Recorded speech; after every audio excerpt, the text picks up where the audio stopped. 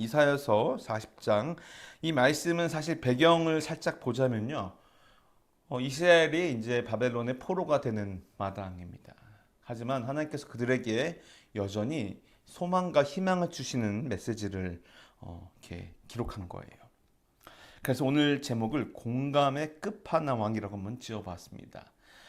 요즘 공감이란 단어는 매우 중요합니다.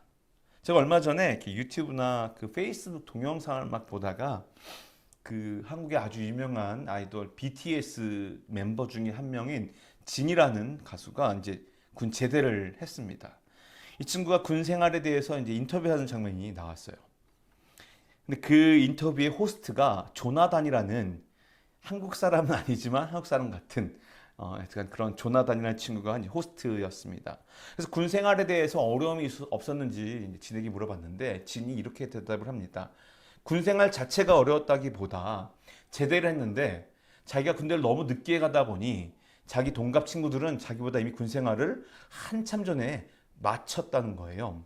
그래서 무슨 말을 하게 되었느냐? 자기가 이미 군복무를 마쳤음에도 불구하고 친구들은 야, 나 때는 말이지. 그리고 요즘 군대가 군대냐? 이러면서 서로 공감을 못 해주더라 이거예요. 그래서 제대 후 더 마음이 좀 안타까웠고 힘들었다고 얘기를 합니다. 그러면서 이제 군 생활에 대해서 얘기하는데 이 조나단이라는 친구가 맞아요 맞아요 이러면서 이렇게 말을 맞장구 쳐주면 공감의 추임새를 던지는 겁니다. 그러자 진이 버럭합니다. 야, 네가 뭘 알아? 네가 왜 공감하고 있어? 막 이러면서 약간 버럭을 하던 장면이 이렇게 약간 코믹하게 그려지는 동영상이었습니다. 이 진이라는 친구가 느꼈던 그 어떤 마음의 안타까움, 또 어려움, 그리고 울컥함, 이것의 원인이 무엇이었을까요? 그럼 바로 진심으로 나를 이해해주는 그 공감이 없었기 때문에 그런 것 같습니다. 누군가가 내 마음을 정확히 알고 또 내가 겪었던 상황들을 내 편에서 이해해주는 그런 마음, 말들, 그리고 분명히 나만 간직하고 있는 이유, 남에게 다 이야기할 수 없는 그 이유들을 알아채려 주는 것. 그럴 때 우리는 공감한다, 공감해 준다라고 말을 합니다. 왜 이럴까요? 왜냐면요, 우리는 그런 공감을 통해서 위로를 받고 싶기 때문에 그래요. 그런데 안타깝게도 이 땅을 살아가면서 사람들과 사람 사이에서 얻는 이 공감은 사실 되게 제한적이고 한계가 있다는 것을 여러분 아십니까? 사실 내 스스로 내 자신의 감정도 잘 모를 때가 있거든요. 그런데 남에게 내 마음을 다 이해하기를 바란다는 것은 사실 말이 안 됩니다. 내가 느끼는 내 감정을 나도 잘 모르는데 다른 사람이 완전히 이해해달라? 공감해달라? 이거는 사실 말이 안 돼요. 그럼에도 불구하고 우리는 끊임없이 누군가가 나를 공감해 주기를 바랍니다. 또 요즘에 제가 아주 즐겨보는 그 한국의 종편 방송 중에 이혼 숙녀 캠프라는 곳이 있습니다. 이혼의 위기까지 간 부부들이 나와서 서로가 서로에게 잘못을 발견하며 이것이 나만의 잘못이 아니라 상대방도 또 상대방의 잘못이 아니라 나의 잘못도 서로 알아가면서 회복되어지는 장면들을 보여주고 있는데요. 대부분 모든 문제의 시작이 무엇이냐면은 상대방이 내 마음을 모른다 해서 시작되는 거예요. 서로 모르니까 오해가 쌓이고 서로 모르니까 각자 자기 마음대로 해석을 하다 보니 마음의 골은 깊어져 가고 부부의 연도 이제는 끊겠노라 이혼하겠다라고 온 것입니다. 자, 그래서 그런지 요즘에는 이 공감이라는 단어가 너무 유행이고요. 너무 중요한 인간 삶을 살아가는 데 중요한 덕목으로 회자되고 있습니다. 자, 그런데 우리는 그리스도인이잖아요. 너무 뻔한 이야기를 오늘 하게 될 것입니다. 바로 하나님이, 예수님이 성령님께서 그 공감의 끝판왕, 즉 가장 완벽한 공감자가 되어진다는 것이 오늘 본문의 오늘 설교의 핵심입니다. 왜 그럴까요? 사실 사람들은 자기 마음을 알아주는 존재를 찾는데 정작 본인도 잘 모르거든요. 그럴 때 그 모든 것을 감당해 줄 분이 누가 있을까요? 바로 하나님이라는 것이죠. 하나님은 우리가 상상할 수 없는 차원으로 우리를 공감해 주시고 그 공감에서 그냥 멈추는 것이 아니라 더 나은 미래를 제시해 주신다는 것을 여러분 혹시 아십니까? 그 포인트를 바로 오늘 본문 이사야서 40장 28절부터 31절에서 하나씩 찾아보시면서 우리가 사람을 찾으며 공감을 얻을 것이 아니라 하나님께 내 마음을 쏟아놓고 하나님께서 주신 위로와 평안 그리고 그 복으로 우리의 삶을 풍요롭게 살아가는 여러분이 되시기를 주님의 이름으로 축원드립니다. 첫 번째 함께 나누고 싶은 것은요, 무엇이냐면요, 바로 우리 하나님이 어떤 하나님이냐, 바로 하나님께서 우리에게 하시는 그 공감은 차원이 다른 공감이라는 거예요. 왜냐하면 이미 답은 정해져 있긴 하거든요. 왜냐하면 하나님은 신이시기 때문에 신이 우리에게 공감해준 능력은 인간이 할 수 있는 공감의 능력보다 더 뛰어나다는 것입니다. 이것이 단순하게 이론적인 개념이 아니에요. 먼저 인간이 인간에게 하는 그 공감의 능력 한번 볼까요? 우리는 종종 내 마음을 정확하게 이해해 주길 바래요. 근데 그 사람이 내 마음을 정말 이해할 수 있을까요?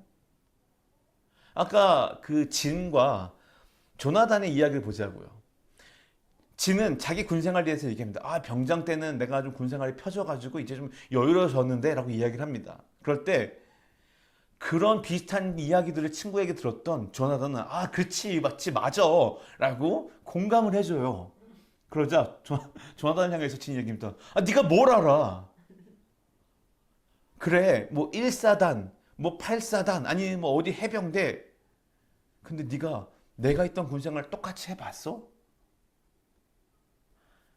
사람들은 누군가의 경험을 우리가 똑같이 이해할 수 없는 한계를 가지고 있다는 것을 기억해야 돼요.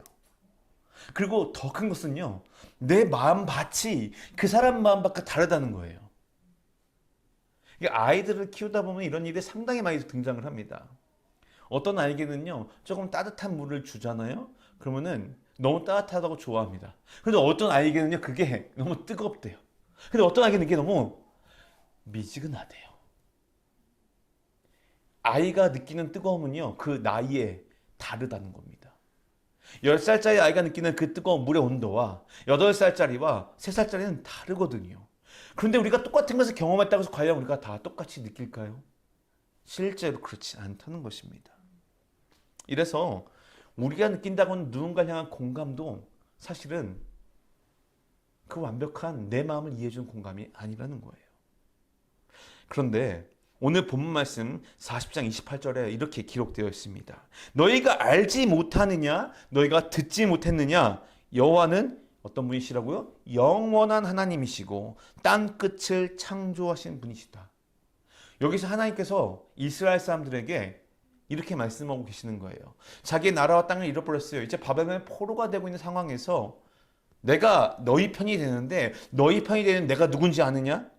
그리고 너희가 지금까지 들어보고 알지 못했느냐? 나는 영원한 하나님이고 땅 끝을 창조하신 분이라는 거예요. 이 구절이 얼마나 놀라운 것을 우리에게 말씀해 준 거 아십니까? 하나님은 우리의 이 감정과 경험을 안다는 것보다 더 큰 존재임을 스스로 말씀하고 계세요. 바로 우리를 만드신 분이라는 거예요. 세상의 땅끝을 만들었다는 것은 이 세상을 창조하신 창조주라는 것을 스스로 우리에게 말씀하시고 있는 분이시라는 거예요. 그리고 영원한 하나님이래요. 이것은 하나님께서 모세에게 스스로 본인을 나타내셨을 때 I am, 내 I am, 나는 스스로 있는 자다. 내가 누구에게 도움을 받아서 사는 그런 존재가 아니야. 나는 완벽하고 절대 전능하며 전지하고 어디서는 시공간을 뛰어넘는 영원한 신적 존재임을 말씀하고 계신다는 겁니다. 그 말은 무엇입니까? 하나님께서 우리도 모르는 그 과거의 순간들을 하나님은 다 알고 계신다는 거예요. 지금 내가 느끼는 느낌의 그 감정들, 경험들이 어떻게 보면은 과거의 일들 통해서 영향받아 지금 내가 느끼고 있는데 하나님은 왜 그랬는지 이미 다 알고 계시고요. 더 큰 것은 그랬을 때 어떻게 우리가 치유되어야 되고 어떻게 재조립되어야 되고 어느 분이 만져줘야 되는지 모든 사용 설명서를 다 알고 계시는 분이 바로 창조주 하나님이시라는 거예요. 그래서 하나님께서 우리를 향한 그 감정의 공감 혹은 아픔의 위로는요, 어느 누가 할 수 있는 그 공감과 위로하는 차원이 다른 능력을 갖고 계신 분이 하나님이라는 거예요. 그리고 그분께서 우리를 향해서 말씀하세요. 뭐라고요? 내가 너희 하나님이라는 거예요. 너희가 알지 못하느냐? 너희가 듣지 못했느냐? 나는 누구라고요? 야곱의 하나님, 아브라함의 하나님, 이삭의 하나님, 야곱의 하나님. 끊임없이 그들에게 말씀하셨던 난 너희의 하나님이라고 말씀하시는데, 그러면은 그 말씀이 과연 수천 년 전 이스라엘 사람에게만 적용될까요? 그렇지 않다는 것입니다. 바로 오늘날 우리에게 예수 그리스도를 통해서 하나님의 자녀의 모든 권속들에게 이 말씀이 동일하게 적용된다는 것입니다. 그런데 여기서 꼭 짚고 넘어가야 될 것이 있습니다. 무엇이냐면은 이 공감은요, 단순히 알고 있다는 지식 차원이 아니에요. 그 감정을 상상해서 느끼는 그런 그럴 거라는 추측이 아닙니다. 왜냐하면은 우리가 하나님의 백성이 된 근거가 무엇입니까? 바로 예수 그리스도 때문에 그렇잖아요. 근데 그 예수 그리스도께서 이 땅에 오셔서 어떤 삶을 사셨습니까? 그분은 인간이 겪어야 될 가장 큰 고난과 버려짐과 아픔과 고통, 멸시천대를 다 받으셨어요. 직접 겪으셨어요. 예수님께서 우리를 향한 그 위로와 공감은요, 본인이 이미 저 끝까지 다 경험하시고 나서 내가 너를 안다라고 말씀하시는 거예요. 우리가 생각하는 거 있잖아요. 맞아. 너도 해봤지. 너도 그때 그랬지. 네가 내 마음을 아는구나. 그런데 하나님은 모든 것을 아시는 분께서 이미 겪으셨어요. 예수님이 이 땅에 오셔서요, 우리의 죄와 고통을 대신 지시고 십자가에서 우리의 연약함을 다 겪으셨어요. 그 말은요, 예수님의 고난이 우리가 겪는 모든 고통을 진정으로 이해하시는 그 하나님의 공감을 실현하는 순간이라는 거예요. 십자가에서의 죽음이. 인간이 되셨기 때문에 우리가 느껴야 될 모든 아픔과 벌어진 고통 다 느끼셨어요. 죽기까지 하셨다는 거예요. 인간이 죽으면요, 더 이상 남는 게 없어요. 근데 예수님은 죽으셨어요. 즉 끝까지 다 하셨다는 거예요. 예수님의 죽음이 영광스럽습니까? 예수님의 죽음이 과연 누군가에게 박수 칠 만한 놀라운 일이었습니까? 아니요. 끝까지 억울함과 멸시와 천대, 버려짐으로 예수님이 십자가에서 죽으셨어요. 우리가 겪을 수 있는 모든 감정의 저 끝까지 가셨던 분이 예수님이라는 거예요. 그 말은 하나님은 단순히 우리의 아픔을 알고 계신다는 지식적인 개념이 아니라 그 아픔을 함께 겪으셨고, 우리가 겪는 그 고난을 깊이 공감하시며 그 고난을 치유하기 위해서 구원의 길을 여셨다는 것.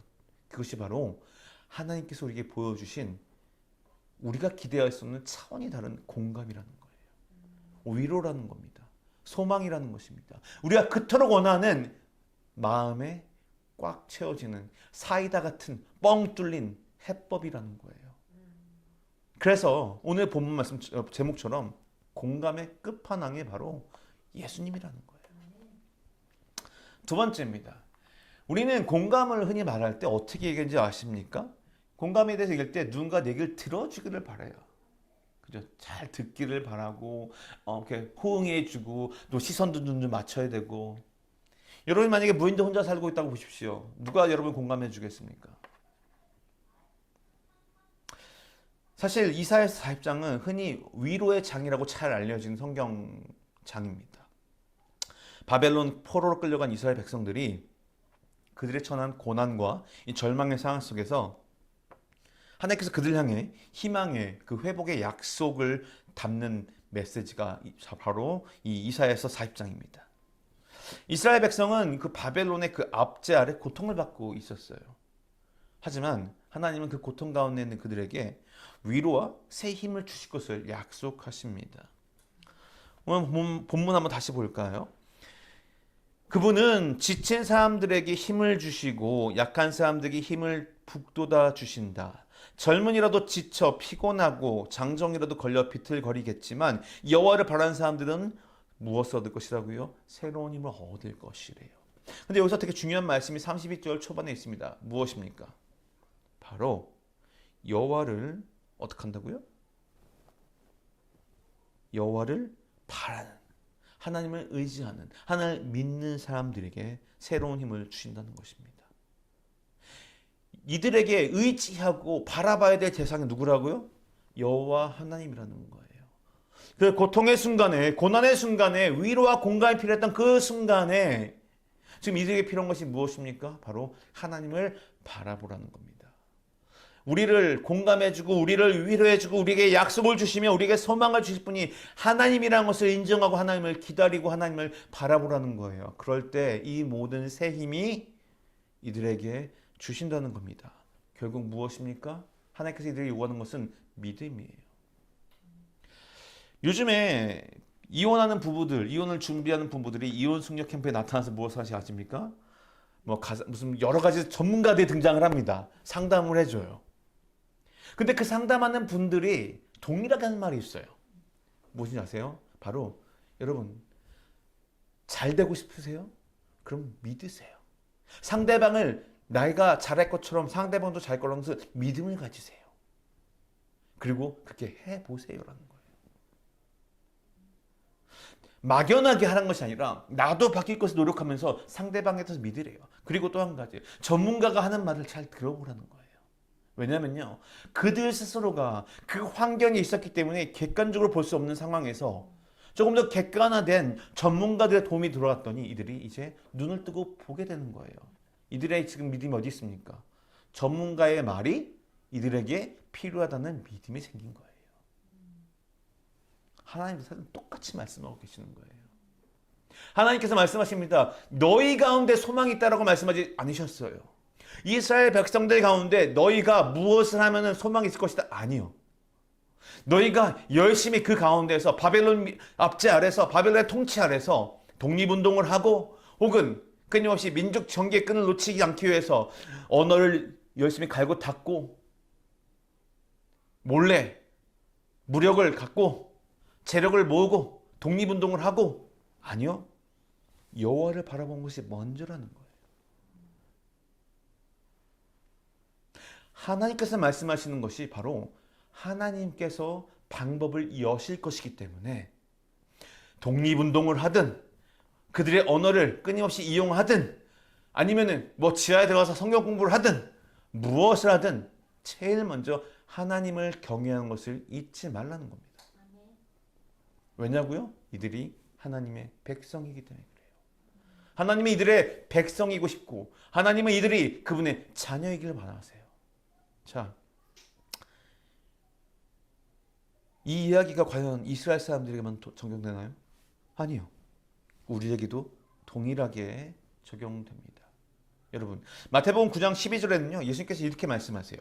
건강한 사람에게는 의사가 필요하지 않으나 병든 사람에게는 의사가 필요하다. 그런데 예수님께서 말씀하시죠. 나는 건강하거나 이 의인을 부르러 온 것이 아니라 누굴 부르러 왔다고요? 죄인을 부르러 왔다는 거예요. 그 말은 무엇입니까? 예수님께서 이 땅에 오시고 우리 위해서 오시는 건지 바로 나를 위해서 오셨다는 건데 내가 무엇인 것을 알아야 돼요. 지금 내가 첫째 병든 자, 내가 죄인인 것을 인정해야 돼요. 그리고 주님을 바라볼 때 우리는 주님께서 주신 그 생명의 부활의 영광을 함께 약속받는 것입니다. 하나님께서 우리에게 요구하시는 공감을 이루기 위한 그 위로를 얻기 위한 조건이 무엇입니까? 바로 하나님만 바라보는 믿음, 예수님만 바라보는 믿음, 성령님과 동행하면서 하나님을 기대하는 그 믿음이라는 것입니다. 이사야서 40장 31절에서 여호와를 바라는 것, 이것이 무엇입니까? 그들의 고통과 절망 속에서도 여호와를 바라보라. 그 믿음이 그들에게 새 힘을 줄 수 있을 것이고 회복을 준다는 것입니다. 마찬가지로 우리 그리스도인들에게도 예수 그리스도를 믿고 의지하며 그 믿음을 통해 하나님의 공감을 우리 가운데 풍성하게 누리며 우리의 삶이 하나님께 주신 회복과 영광의 그 길로 걸 수 있다는 것입니다. 우리의 연약함을 공감하시고 위로하신 하나님은요, 우리가 그분을 믿고 의지할 때 그분을 믿고 그 믿음을 통해서 우리가 절망에서 회복되고 다시 일어날 수 있는 힘을 주신다는 것입니다. 하나님께 주신 힘은요, 우리의 상황을 바꾸는 능력이 됩니다. 자, 마지막입니다. 하나님께서 우리에게 주신 그 공감의 능력이 어떤 힘이 있느냐? 바로 세 번째입니다. 공감을 뛰어넘는 부활의 능력이 있다는 거예요. 여러분, 부활의 능력은 무엇인지 아십니까? 끝이 없음을 얘기해요. 부활은 죽음 이후에 오는 거거든요. 죽지 않은 사람에게는 부활이 없어요. 즉 죽어야만 부활을 누릴 수 있어요. 그런데 하나님께서 우리에게 주시는 그 위로와 공감의 약속은, 소망은요, 부활에까지 이어진다는 것입니다. 오늘 본문은 하나님의 그 공감이, 하나님의 위로가 단순히 우리를 향한 감정적인 위로에 그치지 않고요, 실제적인 변화와 회복을 가져오는 능력임을 보여주고 있어요. 이사야서 40장 31절에 이렇게 되어 있습니다. 새 힘을 얻을 것이다. 그리고 올라갈 것이다. 그리고 지치지 않고 피곤하지 않을 것이다. 이게 지금 무슨 형입니까? 무슨 형? 바로 미래형이에요. 그 말은 잘 보세요. 올라갈 것이라는 것은요, 우리가 내려가거나 쭉 직진만 하다가 올라갈 거고요. 지치지 않고 피곤하지 않을 것이라는 것은 지칠 일이 발생되고 피곤할 일이 발생된다는 거예요. 남들은 지치지만, 남들은 피곤하지만 피곤하지 않을 것이고 지치지 않을 것이래요. 새 힘을 얻을 것이라는 건요, 내가 가진 힘을 다 고갈할 만한 일들이 생긴다는 거예요. 그러나 하나님은 거기서 그치지 않고, 지금 내가 하나님께 나왔을 때, 지금 이스라엘 백성들이 바벨론의 포로가 되었지만 지금 당장 위로와 마음을 만져주는 것이 아니라 그 이후의 삶이 우리에게 예비되어 있다는 것을 약속하신다는 겁니다. 하나님의 사랑은요, 단순히 내가 너의 고통을 이해한다 이런 말로 끝나지 않습니다. 그 사랑은 우리의 영혼을 구원하는 데까지 계획이 맞춰져 있어요. 우리의 삶을 온전한 회복의 능력으로 나타날 수 있게 합니다. 이 약속은 사실 예수 그리스도를 통해서 완벽하게 이루어집니다. 예수님은 우리의 고통과 연약함을 십자가를 통해서 완전히 공감하셨다고 말씀드렸습니다. 그런데 거기서 끝나지 않죠. 십자가에서 죽으셨지만 부활하셨어요. 성경은 사실 예수님께서 직접 일어났다고 하지 않고 하나님께서 예수님을 일으켰다라고 기록하고 있습니다. 그것은 무엇인지 아십니까? 예수님은 하나님을 끝까지 믿었다는 것을 말씀하고 계세요. 그리고 하나님은 약속을 끝까지 지킨다는 것을 말씀하고 계세요. 그리고 생명이 끊어졌지만 다시 생명을 불어넣어주는 하나의 능력을 알려주시며, 우리의 한계를 뛰어넘는 분이라는 것, 즉 우리는 죽으면 끝나지만 하나님은 그 한계를 뛰어넘는 분이시라는 것을 동일하게 부활을 통해서 말씀하고 계신다는 것입니다. 그래서 이 능력은요, 단순히 지금 이 땅에서 겪는 어려움과 고난을 극복하는 힘을 주는 것을 뛰어넘어 영원한 생명과 천국에 대한 소망을 주는 근본적인 변화를 말한다는 것을 우리가 발견할 수 있습니다. 자, 이스라엘에게 줬던 그 미래의 약속은 우리에게도 동일하게 적용됩니다.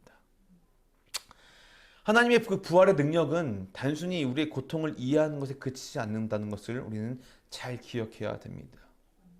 이 부활의 능력을 믿고 의지하면요, 우리는 하나님 향한 그 영원한 생명과 그 구속의 능력을 우리 삶에 적용받을 수 있다는 거예요. 여러분 혹시 그 예전에 에너자이저라는 그 건전지 회사 광고를 본 적 있으신가요? 그 조그만 캐릭터가 푸시업을 엄청나게 해요. 또 그 듀라셀이라고 또 다른 건전지에서는요, 토끼 인형이 북을 계속 치며 돌아다닙니다. 언제까지요? 다른 배터리들을 넣은 인형들이 다 쓰러지더라도 걔는 계속 가는 겁니다. 이게 바로 하나님의 능력을 입은 사람들이 경험하는 거예요. 남들은 다 쓰러져도 지치지 않고 가요. 왜요? 내 안에 배터리가 내가 만든 배터리가 아니라 하나님께서 주신 신적 능력, 하나님의 능력이 개입된 배터리이기 때문에 그렇다는 겁니다. 말씀을 맺겠습니다. 오늘 본문을 통해서 우리는 그 하나님의 그 공감이 단순한 그 감정적 이해를 넘어서는 아주 완전하고 완벽한 공감, 위로, 소망이 된다는 것을 우리는 알 수 있다는 것을 발견했어요. 그렇다면은 우리가 때로는 살면서 누군가에게 공감의 능력을 받지 못한다고 해서 너무 좌절하지 않았으면 좋겠습니다. 부부 사이, 부모와 자녀 사이, 친구 사이 좀 답답할 수 있고요. 소통에 부재가 있을 수 있어요. 당연하죠. 어느 누가 완벽하게 소통을 하겠습니까? 내가 답답한 만큼 상대방도 답답하거든요. 그런데 우리 안에 그리스도가 살아계시는, 우리 안에 성령 하나님을 모시고 사는, 우리 안에 하나님을 주로 시인하고 믿는 믿음으로 살아가는 그리스도인들이라면은 우리의 그 답답한 마음들이 하나님 앞에 나와 온전히 쏟아놓을 때 그것이 해결되어질 수 있다는 것을 말씀드리고 싶은 것입니다. 하나님께서 주시는 공감은 우리가 기대하는 그 이상의 완전한 공감임을 기억하십시오. 하지만 그것은 우리가 믿음을 가지고 주께 나와 기도하며 주님과 끊임없는 교제를 나눌 때 우리 가운데 충분히 찾아오시는 하나님의 공감임을, 위로임을, 축복임을 경험할 수 있다는 것을 기억하십시오. 가만히 앉아서 나를 알아봐 주세요라고 하면요, 주님도 가만히 계실 수 있어요. 왜냐하면 주님은 우리가 주님께 다가오기를 기다리고 계십니다. 그리고 마지막으로, 어쩌면 우리 삶이 지금 좀 어렵고 힘들어도 궁극적으로 하나님께서 원하시는 것은 우리가 지금 우리 상황 속에서 아픔과 고난과 역경 속에 있는 것을 뛰어넘어 영원한 하나님과 누릴 영원한 안식을 바라보는 거기까지의 계획을 갖고 계신 분이라는 것을 믿으실 때, 지금 내 이 상황도 주님께 주신 믿음과 그 소망과 말씀으로 이겨낼 수 있구나라는 소망이 생길 수 있으며, 하나님은 거기까지도 계획이 있으시구나, 이런 우리 믿음의 눈이 띄어지기를 간절히 소망합니다. 사랑하는 성도 여러분, 오늘 우리가 하나님께 주시는 이런 이 공감을 한번 알아보았어요. 하나님은 바로 무엇이라고요? 우리가 생각하는 공감의 끝판왕이라는 겁니다. 우리가 하나님을 바라고 믿을 때 그분은 우리의 삶에 새로운 힘을 주실 것이고 또 우리의 고난을 능히 이겨낼 수 있도록 도와주실 것입니다. 이제 우리에게 남은 것은 무엇입니까? 믿음으로 주님께 기도하며 나아가는 것입니다.